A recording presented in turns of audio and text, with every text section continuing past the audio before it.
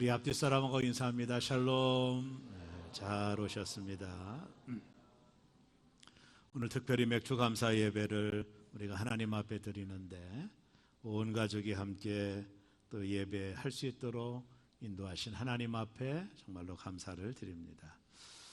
제가 첫 번째 목회지가 저 바닷가 한적한 곳에서 제가 목회를 했는데 그곳은 성도들이 한 30명 정도 들어가면 가득 차는 예배당을 가진 교회였습니다. 그곳에서 목회하면서 제가 두 번의 성전 건축을 한번 해봤는 하나님의 은혜로 건축을 했는데요. 그때마다 경제적인 어려움이 저에게 좀 찾아왔습니다. 그래서 제가 하나님 앞에 정말로 많은 시간들을 기도했던 기억이 납니다. 제가 첫 번째 목회지에서 목회 현장에 좀 어려움을 겪을 때 제가 하나님 앞에 절망하여 기도할 때 제 귀 속에 들려왔던 마음의 찬양 하나가 있었어요. 제가 늘 부르던 찬양이지만 그때만큼은 레마의 찬양으로 제 가슴 속에 여미도 찾아왔는데요. 그것이 찬송가 지금 429장의 찬양이었습니다. 이 찬양의 가사가 이렇게 나옵니다. 세상 모든 풍파 너를 흔들어. 본래 원제에 보면 이 세상 모든 풍파 너를 흔들어 이 내용이 이것을 작곡한 작사한 분의 그 내용을 보면요. 폭풍이 몰아치는 거센 파도 위에 있을 때 이렇게 표현했어요. 약한 마음 낙심하게 될 때에 이 말은 낙심되어 모든 것을 다 잃어버렸다고 생각될 때 내려주신 주의 복을 세어라. 당신이 받은 많은 축복을 세어보아라. 하나하나 짚어보아라. 주의 크신 복을 내가 알리라. 그러면 주님께서 베풀어 주신 것들이 당신의 놀라게 할 것이다. 이게 원제에는 그렇게 가사가 기록되어 있습니다. 받은 복을 세어보아라. 크신 복을 내가 알리라. 받은 복을 세어보아라. 크신 복을 내가 알리라. 그때 이 찬양이 제 가슴 속에 들여올 때 내가 잃은 것보다도 내가 없는 것보다도 내가 얼마나 많은 것을 누리고 있는지를 생각해 보았습니다. 본래 저희 가정은 예수를 믿지 않는 가정이었습니다.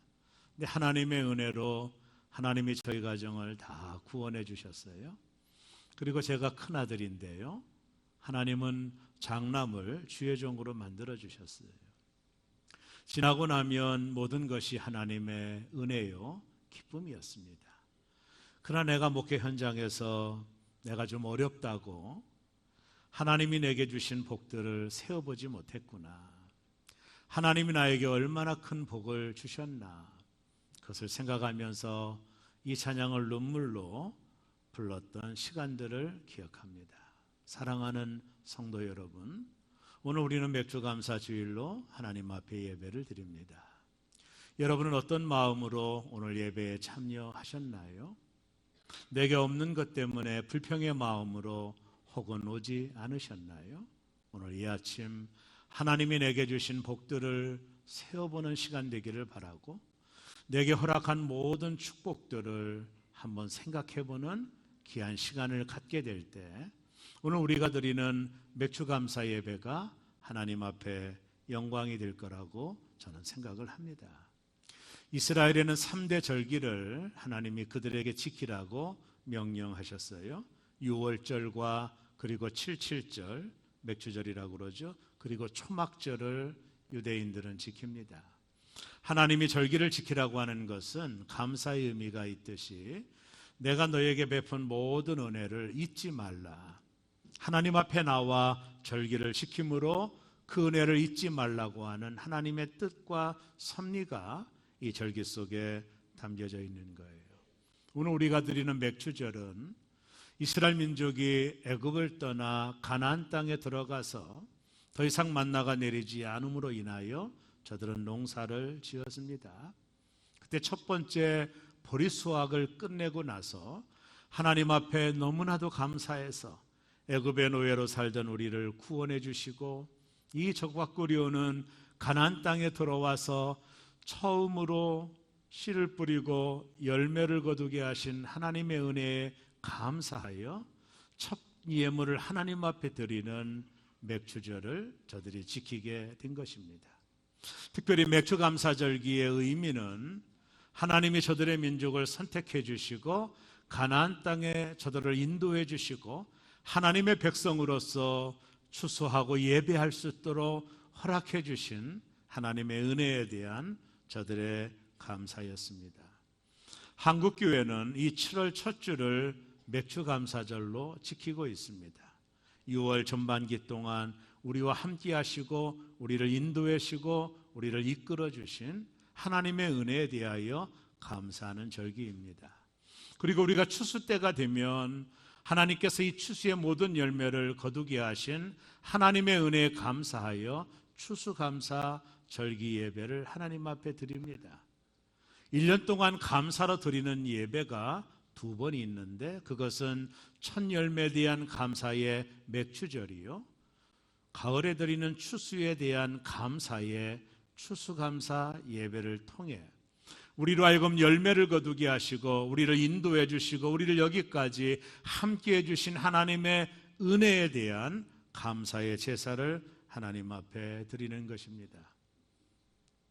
6개월 동안 우리와 함께 하신 하나님, 우리의 건강을 지켜주시고 나의 가정과 나의 산업과 내가 하는 모든 일 가운데 함께 하셔서 열매를 거두게 하시고 먹고 사는 일에 지장이 없도록 만들어주시고 나를 구원하여 하나님의 은혜에 감격하게 만드신 이 맥주절을 통하여 우리는 6개월 동안 나를 지켜주신 하나님의 은혜에 대하여 감사하는 절기로 오늘 이 자리에 우리가 있는 것입니다. 저는 우리가 선택한 이 본문을 통해 맥주절의 의미와 감사의 의미가 무엇인지를 살펴보고자 하는 것입니다. 저는 이 말씀을 한 주간 묵상하며 이 말씀은 하나의 본문이기보다는 2개의 본문이 연결되었다라고 생각을 했습니다. 연극으로 말하면 1막과 2막이 연결된 본문이 오늘 본문인 것을 발견하게 됩니다. 오늘 본문의 서론 부분에는 10명의 문둥병자가 예수님의 은혜로 고침받는 사건이지요. 이 본문의 말씀은 우리가 많이 들어보셨을 것입니다. 10명의 문둥병자가 주님의 은혜로 고침을 받아요. 오늘 본문이 10명의 문둥병자가 고침받는 것으로 성경이 마무리되었다면 그래, 예수님은 하나님이시구나, 하나님의 능력이 아니고는 어떻게 문둥병자가 고침받을 수 있을까, 이런 생각으로 본문을 이해할 수 있을 것입니다. 그러나 오늘 본문은 이 전반에 나타나고 있는 치유 사건이 중요한 게 아니에요. 예수님이 하나님이시다라고 하는 것을 본문이 우리에게 메시지로 주는 것이 아니에요. 예수님은 하나님의 아들로 능력이 있어서 10명의 문둥병자를 고쳤다라고 예수 그리스도의 능력에 집중된 본문이 아니에요. 오늘 본문은 그 이후의 사건이 더 중요한 메시지를 담고 있음을 우리에게 교훈하는 말씀이라고 생각할 수 있는 것입니다. 오늘 기적이 일어났습니다. 10명의 문둥병자들이 고침받았어요. 지금도 문둥병은 어려운 병이지만 그 당시 문둥병은 저주의 병이에요. 그 당시 의학을 가지고는 고칠 수 없는 난치병입니다. 그러나 이 10명의 사람들이 문둥병에서 고침을 받아요. 이것이 전반전에 나와 있는 예수 그리스도의 치유 사건이에요. 오늘 본문이 여기서 끝나는 것이 아니라 이 본문 이후에 나타난 어떤 사건을 통해서 이 본문이 주는 메시지가 결정이 돼요. 이 본문이 우리에게 보여주고 싶은 것은 10명의 문둥병을 고치신 예수님의 능력에 집중되어 있는 것이 아니라 그 이후에 나타난 사건을 통해서 이 본문의 중요성을 우리에게 보여주고 있는 것입니다. 예수님께서 예루살렘을 가십니다. 유대인들이 예루살렘을 가려면 사마리아라고 하는 지역을 통과해야 돼요. 우리가 성지순례 가보면 그것을 알 수 있어요. 그러나 많은 유대인들은 사마리아 지역을 통과하지 않습니다. 왜냐하면 사마리아 사람들은 그 당시 배경을 가지고 보면 피가 섞인, 이방인의 피가 섞인 민족이라고 하는 생각 때문에 유대인들은 그들을 마치 개와 같이 취급했어요. 그것을 지난다라고 하는 것은 저주받은 것이라고 생각했어요. 그래서 많은 유대인들이 예루살렘을 올라갈 때 사마리아를 비켜서 올라갑니다. 시간이 많이 걸리더라도 경건한 유대인들은 그렇게 했어요. 사마리아를 통과하는 것은 마치 지저분한 쓰레기통을 지나가는 것처럼 생각했기 때문입니다. 그러나 오늘 우리가 읽은 본문을 보면 예수님께서 아주 의도적으로 이 사마리아를 통과하여 지나가셨다라고 말씀하셨어요. 그것은 아주 놀라운 일이죠. 그 당시 배경을 가지고 보면 예수님의 행동을 유대인들은 이해할 수 없는 행동이었을 거예요. 예수님이 그것을 지나가는 그 순간에 10명의 문둥병자들이 예수님을 바라보며 우리를 불쌍히 여겨달라고 소리를 칩니다. 예수님께로 가까이 오지 못하는 이유는 이 병의 전염성이 있었기 때문이죠. 저들은 주님을 향하여 소리를 쳐요.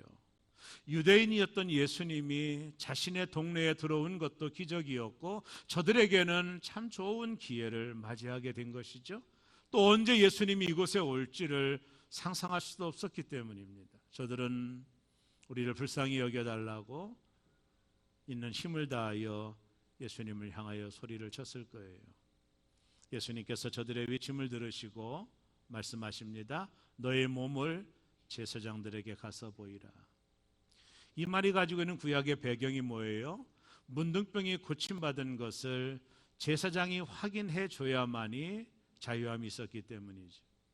10명의 문둥병자들은 예수님의 말씀을 듣고 제사장들에게 자신의 몸을 보이기 위하여 가는 중에 자신들의 몸에 놀라운 일들이 일어났음을 발견하게 됩니다. 이 저주의 병에서 저들이 치유된 겁니다. 굽어진 등이 펴지고 짓눌린 얼굴이 펴지고 칼꼬리 같은 손도 깨끗해지고 골마 터진 상처도 치유가 됩니다. 그들은 얼굴에 붕대를 풀고 짚고 다녔던 목발을 던져버렸어요. 완전한 치유의 역사가 예수님의 말씀 한마디에 일어나게 된 것입니다.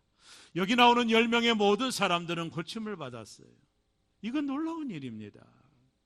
모든 저주에서 해방을 받은 것입니다.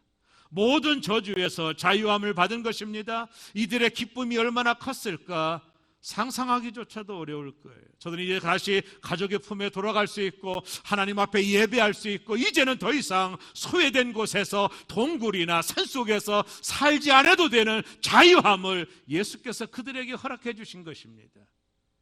그들에게 일어난 일이 얼마나 감사하고 기뻤을까요? 뛸 듯이 기쁨을 표현할 수가 없었을 겁니다. 얼마나 그들 속에 기쁨이 넘쳤을까요? 10명의 문둥병자들에게 일어난 이 기적의 사건은 그들에겐 새로운 전환점이요 하나님의 능력을 보는 기적이요 그들에게는 이 문둥병에서 자유함을 얻는 하나님의 축복이 임한 것입니다. 저들은 기뻤을 것입니다. 아니 감사도 했을 것입니다. 얼마나 놀라운 일들이 자신들에게 일어난 것으로 인하여 얼마나 기뻤을까요? 사람들은 모두 다 제사장에게 혹은 가족들에게 돌아갑니다. 그러지 않았겠습니까? 그러던 차에 그 중에 한 명의 사람이 나와요. 9명은 모두 다 유대인이었지만 그 한 명, 개처럼 취급받았던 이 사마리아인이 집으로 돌아가는 길에 생각을 했어요. 아, 내가 이 은혜를 받았구나. 예수님으로부터 내가 이 은혜를 받았구나. 이 은혜가 얼마나 큰가. 내게 허락한 이 은혜가 얼마나 큰가.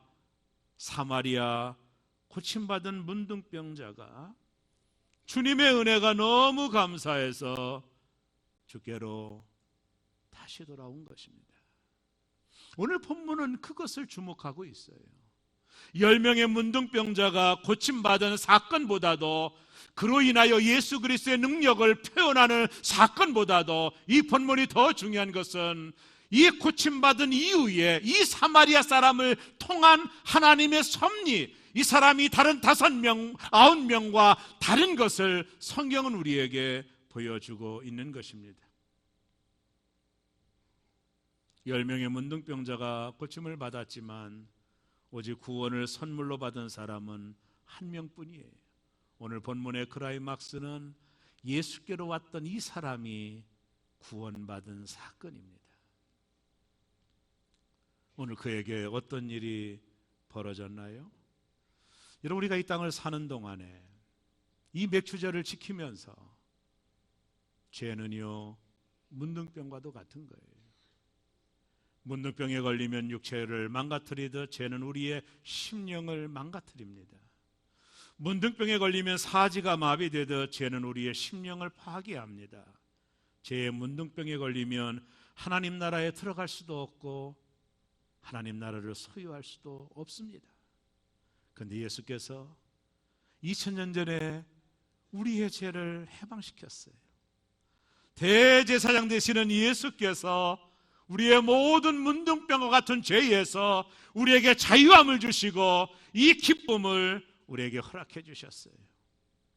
로마서 6장 22절에 보면 그러나 이제는 너희가 죄로부터 해방되고 이제 우리는 모든 죄에서 용서를 받았습니다. 대제사장 되시는 예수 그리스도께서 여러분 한 사람을 향하여 선포합니다. 너의 모든 죄가 용서받았느니라. 문둥병보다도 더 독한 죄에서 하나님께서 우리에게 자유함을 주셨다고, 용서해 주셨다고, 죄로 인하여 망할 수밖에 없는 우리를 구원해 주셨다라고 대제사장 되시는 예수께서 죄의 해방을 선언해 주시는 것입니다. 너희는 죄가 없어졌다고, 너희는 고침받았다고, 그것이 우리 인생의 일막입니다. 이 은혜가 얼마나 큽니까? 이 감격이 얼마나 큽니까? 나와 같은 죄인이, 죽을 수밖에 없는 죄인이 하나님의 은혜로 구원을 받았다라고 하는 것, 이것은 우리의 인생의 놀라운 사건입니다. 놀라운 일입니다. 미라클입니다. 기적입니다. 하나님의 은혜가 아니면 그 누구도 구원받을 수 없기 때문입니다. 이것이 우리 인생에 벌어진 일막입니다. 여기서 우리의 인생이 끝난다면 의미가 없는 것입니다. 오늘 저는 이 은혜를 받은 한 사람을 주목하면서 저와 여러분들이 어떻게 하나님의 은혜에 감사해야 될지를 말씀하기를 원합니다. 첫째, 이 사람은 자신의 모습을 보았어요. 먼저 중요한 것은 자신의 모습을 보는 것입니다. 오늘 이 사마리아 사람은 자신의 모습을 보고 있어요.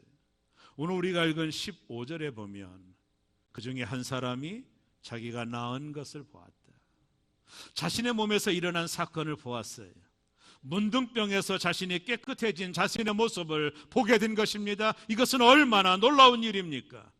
우리는 예수를 믿습니다. 예수를 믿고 나서 우리 자신들의 모습을 완전히 변했습니다. 바울 사도가 말하지 않던가요? 그리스도 예수 안에 있으면 새로운 피조물이라, 이전 것은 지나갔으니 보라 새 것이 되었도다. 예수 안에서 우리는 새로운 사람이 된 것입니다. 하나님의 은혜로 구원을 받은 것입니다. 하나님의 은혜가 우리 가운데 있는 것입니다. 죄와 같은 모든 문둥병에서 자유함을 얻고 영생의 축복을 얻은 자가 된 것입니다. 예수를 믿습니까? 그렇다면 여러분은 의인입니다. 여러분은 죄인이 아닙니다. 우리가 하나님 앞에 나아갈 때 나는 죄인입니다라고 고백하면 하나님은 언제나 우리를 향하여 말씀합니다. 뭐라고 말씀하느냐면 너는 의로운 자라고, 너는 의로운 자가 되었다라고, 너는 죄 없는 자가 되었다라고 말씀합니다. 그러나 우리는 이 말씀을 받아들이기 어렵습니다. 왜냐하면 우리가 우리 자신을 너무 잘 알기 때문입니다. 우리 안에는 선한 것이 없기 때문입니다. 그래도 우리는 의인입니다. 그 근거는 예수 그리스도입니다. 예수께서 우리의 모든 죄를 대신 씻어주신 것입니다.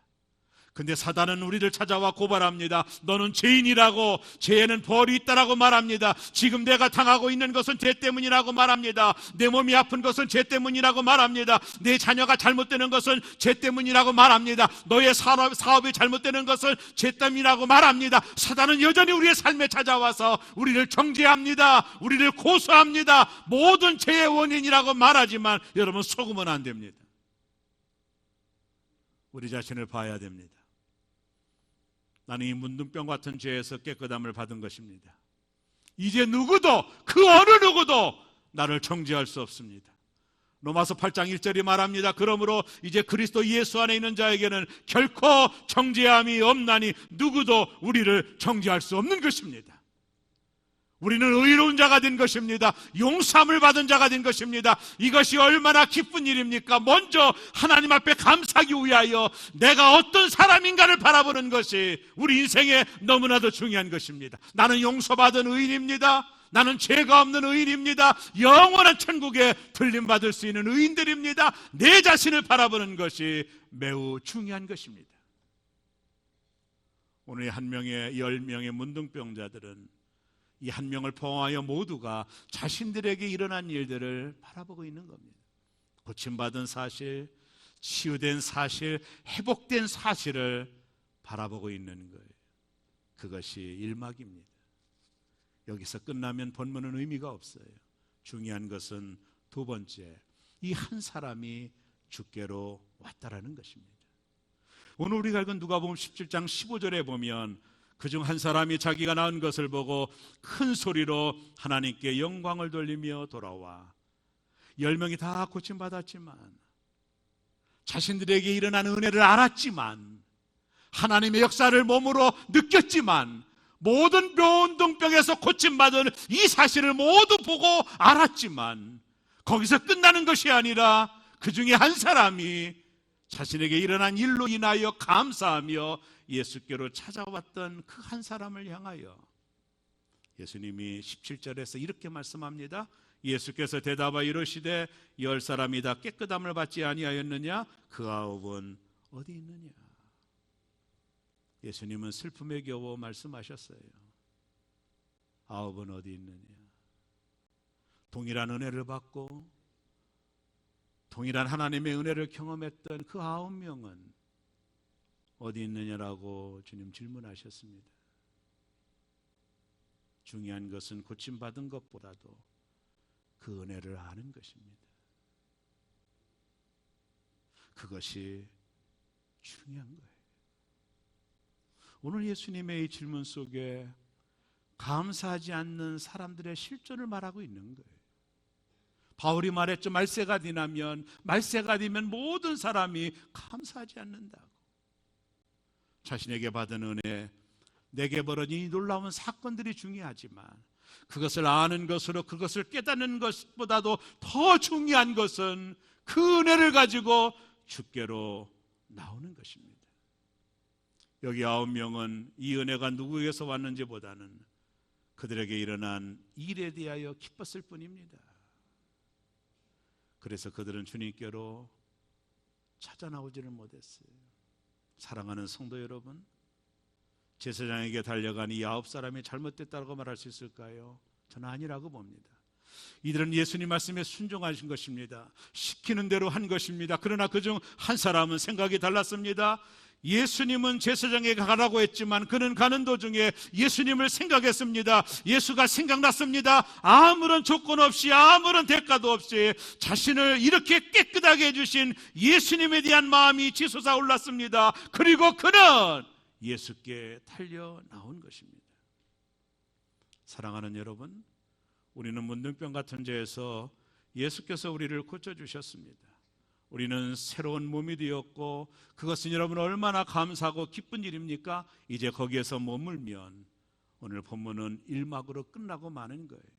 하나님이 나를 구원해 주시고 나의 모든 죄에서 용서하셔서 이 문둥병과 같은 죄에서 나를 고쳐주신 사건으로 마무리되고 끝나면 본문은 의미가 없는 겁니다. 우리 인생도 의미가 없는 것입니다. 내게 일어난 이 일들, 하나님의 은혜, 감사할 수밖에 없는 일들을 내 기쁨으로 머무는 것으로 끝나는 것이 아니라 이 은혜를 주신 하나님을 향하여 달려나가는 것, 그래서 인생의 이막이라고 하는 것은 은혜에 감사하며 하나님 앞에 달려나가는 것입니다.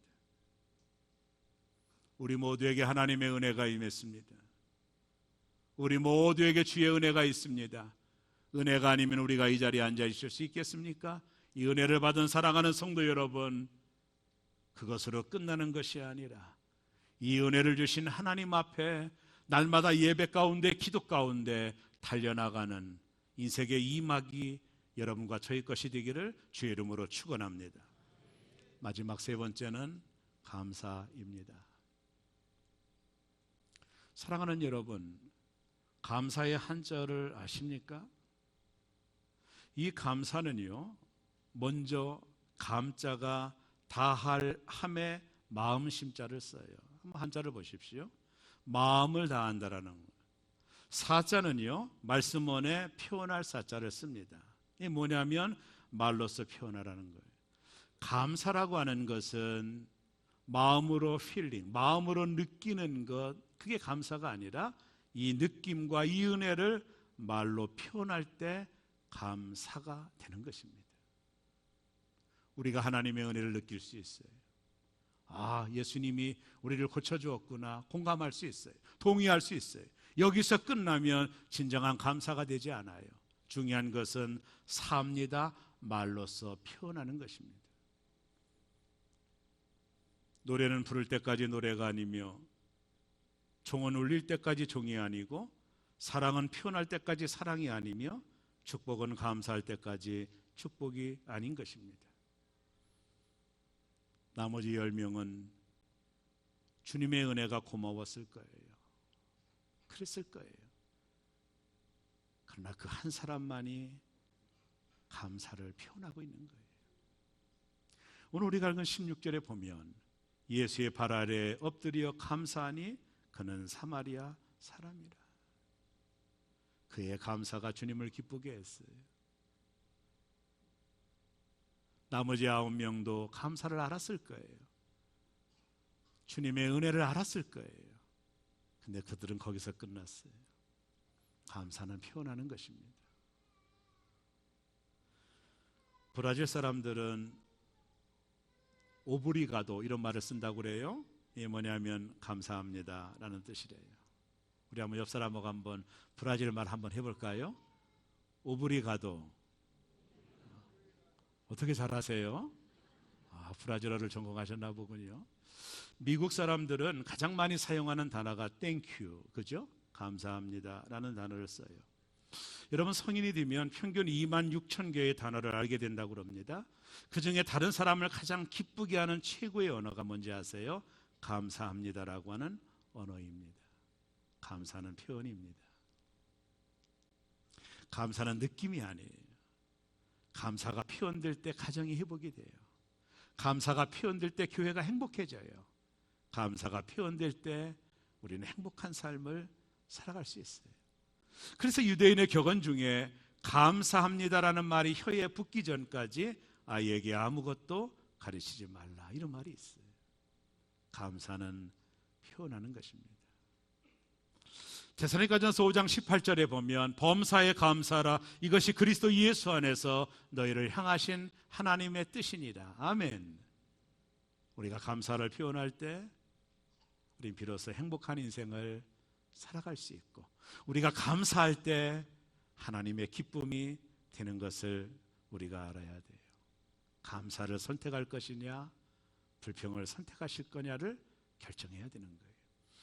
한참 전에 읽은 책 중에 아이카 코카라고 하는 책이 있습니다. 베스트셀러의 책입니다. 이 책은 크라이슬러 자동차 회사 사장의 자서전과 같은 책입니다. 이 아이야 코카라는 사람은 미국의 그 유명한 포도 자동차의 사장이었어요. 포도 자동차를 일으킨 사람입니다. 근데 정치적인 압력에 의하여 어느 날 이 아이야 코카에게 네가 이 회사에서 해고되었다는 통보를 받아요. 그러니까 아이야 코카가 얼마나 억울합니까? 포도 자동차를 이렇게 크게 만든 장본인을 정치적인 배경 때문에 해고를 당한 거예요. 그의 책에 보면 이때 그 순간을 그는 이렇게 말합니다. 나는 그때 복수와 믿음 사이에 서 있었다. 어떻게 나에게 이럴 수 있을까?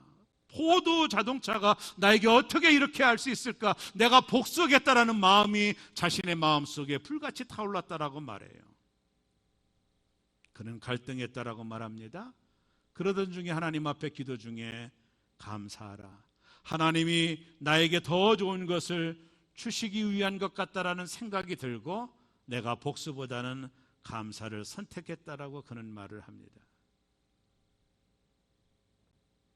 그리고 그는 부도가나 법정관리에 들어가 있던 크라이슬러 자동차 회사의 사장으로 취임하는데 1년 연봉이 1불입니다. 1불. 1200원이 1년 그의 연봉이었어요. 그래도 그 자리에 갑니다. 그리고 크라이슬러 회사의 재건 신화를 만들어내요. 5년 후에 정리해고된 모든 직원을 복직시키고 정부 상환금도 모두 다 갚아버리고 이 크라이슬러라고 하는 자동차 회사가 포니 자동차만큼 거대한 기업이 됩니다.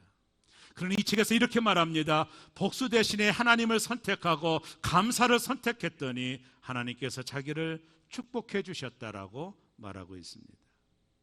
감사는 하나님의 놀라운 역사를 만들어내는 것입니다. 감사는 사람을 살립니다. 감사는 영혼을 살립니다. 사랑하는 여러분, 범사의 원망보다도 감사를 선택하시기를 주의 이름으로 축복합니다. 예수께 찾아왔던 이 한 사람, 감사를 표현했던 그 한 사람에게 주님은 놀라운 말씀으로 결론을 맺습니다. 그것이 19절입니다. 그에게 이르시되 일어나 가라. 내 믿음이 너를 구원하였느니라. 그는 육체의 병을 고쳤을 뿐만 아니라 믿음을 갖게 되어 구원까지 받습니다. 감사는 더 위대한 행복을 창조합니다. 감사는 더 큰 능력과 더 놀라운 축복을 가져옵니다. 그래서 토마스 아퀴퍼스가 말합니다. 감사하는 사람에게 언제나 은혜가 따라온다라고 말했습니다. 저는 오늘 설교서들을 찬송가 429장을 함께 나누며 설교를 시작했습니다. 받은 복을 세어 보아라. 찬송가 429장 2절에 이렇게 찬송이 나옵니다. 세상 근심 걱정 너를 누르고 십자가를 등에 지고 나아갈 때 주가 내게 주신 복을 세어라. 두려움 없이 항상 찬송하리라. 받은 복을 세어 보아라. 크신 복을 내가 알리라. 받은 복을 세어 보아라. 주의 크신 복을 내가 알리라. 행복은 감사의 문으로 들어왔다가 불평의 문으로 사라진다고 그러죠. 감사는 저절로 찾아오는 것이 아닙니다. 우리가 결심하고 선택해야 되는 것입니다. 사랑하는 여러분, 오늘 맥주 감사를 지내는 사랑하는 성도 여러분, 하나님이 내게 주신 복을 세워보는 영안이 열리시기를 주의 이름으로 축복합니다. 어떤 목사님이 차를 타고 가는데 옆에 앉은 아줌마가, 저만큼 뚱뚱한 아줌마가 코를 골더래요. 너무 괴로워서 하나님께 감사해야 되는데 감사가 안 나오더래요.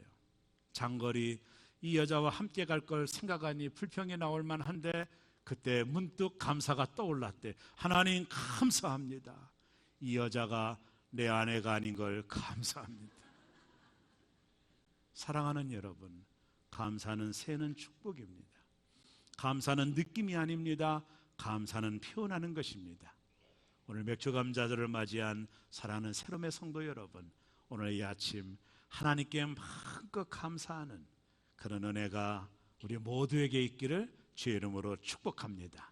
이미 우리에게 받은 복을 세어보아서 하나님께 감사하는 맥주절을 보내시기를 주의 이름으로 축원합니다. 기도하겠습니다.